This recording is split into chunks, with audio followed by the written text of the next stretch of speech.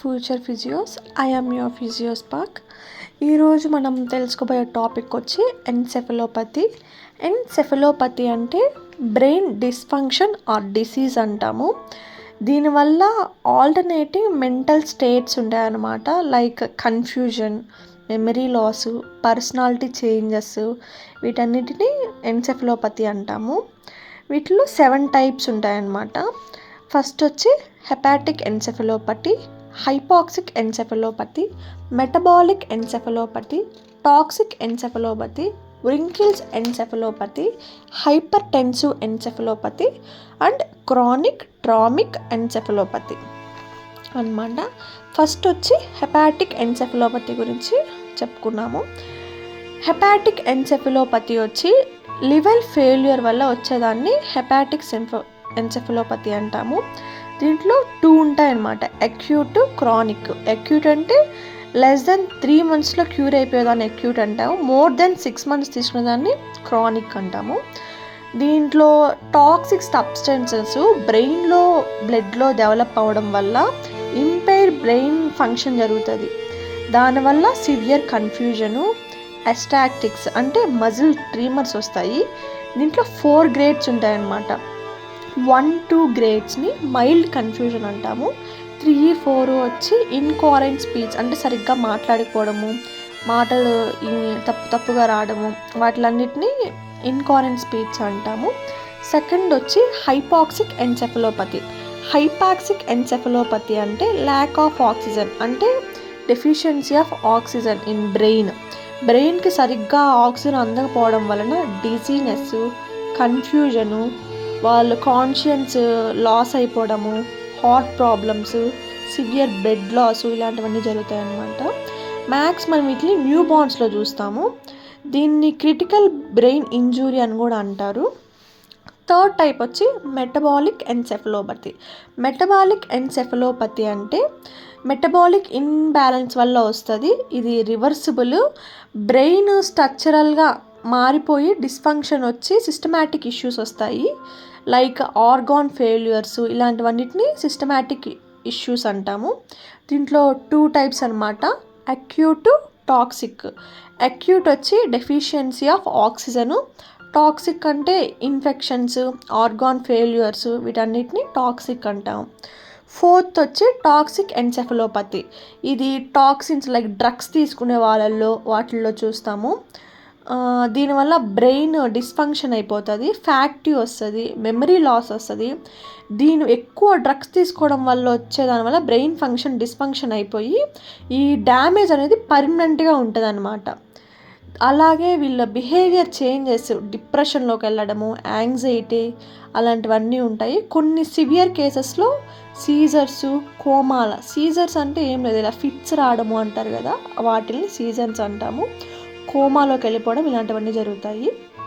Fifth వచ్చి wrinkles encephalopathy. ఇది vitamin deficiency, B1 deficiency వల్ల వస్తుంది. అంటే ఎక్కువ ఆల్కహాల్ తీసుకుంటారు కదా, వాళ్ళల్లో ఉంటుంది. దీనివల్ల బ్రెయిన్ డ్యామేజ్ ఇర్రివర్సిబుల్గా ఉంటుంది, రిటర్న్ రావడం చాలా కష్టము. కొంతమంది ఆల్కహాల్ తీసుకోరు, వాళ్ళకి వస్తుందంటే మాల్ న్యూట్రిషన్ వల్ల వస్తుంది, అంటే కరెక్ట్గా డైటరీ మెయింటైన్ చేయకపోవడం వల్ల, వాటి వల్ల వస్తుంది. సిక్స్త్ వచ్చి hyper tensive encephalopathy. Hypertensive encephalopathy వచ్చి హై బ్లడ్ ప్రెషర్ వల్ల వస్తుంది. లైక్ 180/20 ఇలా ఉండే వాటిల్లో వస్తుంది. ఇది అక్యూట్ బ్రెయిన్ డిస్ఫంక్షన్, క్రానిక్ ఉండదు, మ్యాక్స్ అక్యూట్ బ్రెయిన్ డిస్ఫంక్షన్ వల్ల వస్తుంది. దీనివల్ల వాసోజెనిక్ ఎడిమా వస్తుంది. వాసోజెనిక్ ఎడిమా అంటే ఏం లేదు, బ్రెయిన్ స్వెల్లింగ్ అనమాట. దాన్ని మనం వాసోజెనిక్ ఎడిమా అంటాము. హెడ్ఏక్స్, కన్ఫ్యూజన్స్, సీజర్స్, వామిటింగ్స్, ఇలాంటివన్నీ కూడా వస్తాయి. సెవెంత్ వచ్చి క్రానిక్ ట్రొమాటిక్ ఎన్సెఫలోపతి. ఇది వచ్చి రిపీటెడ్గా హెడ్ ఇంజురీస్ జరగడం వల్ల దాన్ని మనము న్యూరో డీజనరేటివ్ డిసీజ్ అని కూడా అంటాము. రిపీటెడ్ బ్రెయిన్ ట్రామాస్ని, వీటిని మనం స్పోర్ట్స్ పర్సన్స్లో, మిలిటరీ పర్సన్స్లో చూస్తాము. అందువల్ల వాళ్ళు ఎక్కువ మెమరీ లాస్కి వెళ్ళడము, అగ్రెషన్గా ఉండడము, డిప్రెషన్లోకి వెళ్ళడం ఉంటుంది. ఇది క్యూర్ అవ్వడం చాలా కష్టము, అందువల్ల నో క్యూర్ అంటాం ఎక్కువ. దీంట్లో కూడా 4 stages ఉంటాయన్నమాట. 1-2 stages చూసి ఎర్లీ బిహేవియర్ చేంజెస్ అంటాము. 3-4 వచ్చి సివియర్, అంటే క్యూర్ అవ్వకపోవడం అలాంటివి జరుగుతాయి. ఇంకా ఎన్సెఫలోపతి కాసెస్ అనమాట.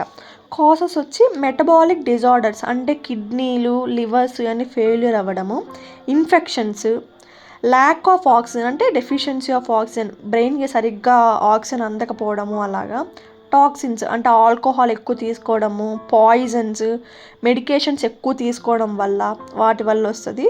ట్రోమా అంటే చెప్పాం కదా, హెడ్ ఇంజురీస్ అలాంటివి. న్యూట్రిషనల్ డెఫిషియన్సీ ఇందాక చెప్పుకున్నాం కదా, డెఫిషియన్సీ B1 డెఫిషియన్సీ ఫ్రీక్వెన్స్ ఎన్సెఫలోపతిలో చూసాం కదా, అలాగా. Systematic diseases, diabetes, hypertension, వీటన్నిటిని సిస్టమాటిక్ డిసీజ్ అంటాము. ఎన్సెఫలోపతి సైన్స్ అండ్ సిమ్టమ్స్ చూద్దాము. Confusions, memory loss, alternating level of conscious, personality changes జరుగుతాయి, సీజర్స్, కాన్సన్ట్రేట్ చేయకపోవడము, దాన్ని డిఫికల్టీ ఇన్ కాన్సన్ట్రేటింగ్ అంటాము. పూర్ కోఆర్డినేషను, కోమా కూడా వస్తుంది కొన్ని సివియర్ కేసెస్లో, అదనమాట. డయాగ్నోసిస్ వచ్చి న్యూరలాజికల్ ఎగ్జామినేషన్స్. న్యూరలాజికల్ ఎగ్జామినేషన్స్ అంటే మీకు తెలిసే ఉంటుంది, మెంటల్ స్టేటస్ చూడడము, క్రేనియల్ నర్వ్స్ అంటే డర్మోటోమ్స్ ఇలాంటివన్నీ చూడడము, రిఫ్లెక్సెస్, వీటిలన్నిటి న్యూరలాజికల్ ఎగ్జామినేషన్స్ అంటాము. Blood test, MRI, city scan, EEG అంటే ఎలక్ట్రోఎన్సెఫలోగ్రామ్, అంటే స్కాల్ప్కి ఎలక్ట్రోడ్స్ పేస్ చేసి మన బ్రెయిన్ ఒక ఎలక్ట్రికల్ యాక్టివిటీని చూడడానికి ఈజీ వాడతాం అనమాట. లంబార్ పంచెస్ అంటే మన లోయర్ బ్యాక్కి నీడిల్ ఇన్సర్ట్ చేసి అక్కడి నుంచి సిఎస్ఎఫ్ కలెక్ట్ చేసి మన స్పైనల్ కెనాల్ నుంచి సిఎస్ఎఫ్ని కనెక్ట్ చేస్తారు, దాన్ని లంబార్ పంచర్స్ అంటారు. దీని ఒక ట్రీట్మెంట్ వచ్చి వాళ్ళ ఒక మెటబాలిక్ ఇంబ్యాలెన్స్ని కరెక్ట్ చేయడము, వాళ్ళకి యాంటీబయోటిక్స్ అలాంటివి ఇవ్వడము, వాళ్ళకి హైపాక్సియా థెరపీ ఇవ్వడము, ఆక్సిజన్ థెరపీ, వాళ్ళకి టాక్సిన్స్, డ్రగ్స్, ఆల్కహాల్స్ ఇలాంటివన్నీ తగ్గించడానికి వాళ్ళకి కౌన్సిలింగ్ ఇవ్వడము, విటమిన్ సప్లిమెంట్స్ ఇవ్వడము, ఇలాంటివన్నీ జరుగుతాయి. ఫిజియోథెరపీ రోల్ వాళ్ళొక మోటార్ ఫంక్షన్ ఇంప్రూవ్ చేయడము, కోఆర్డినేషను, బ్యాలెన్స్ ట్రైనింగ్ ఇవ్వడము, మజిల్ స్ట్రెంథనింగ్ ఇవ్వడము, గెయిన్ ట్రైనింగ్, వాళ్ళొక కాంట్రాక్ట్స్, కాంప్లికేషన్స్ అన్నీ ప్రివెంట్ చేయడము జరుగుతుంటుంది. Thank you for watching. Like, subscribe and share.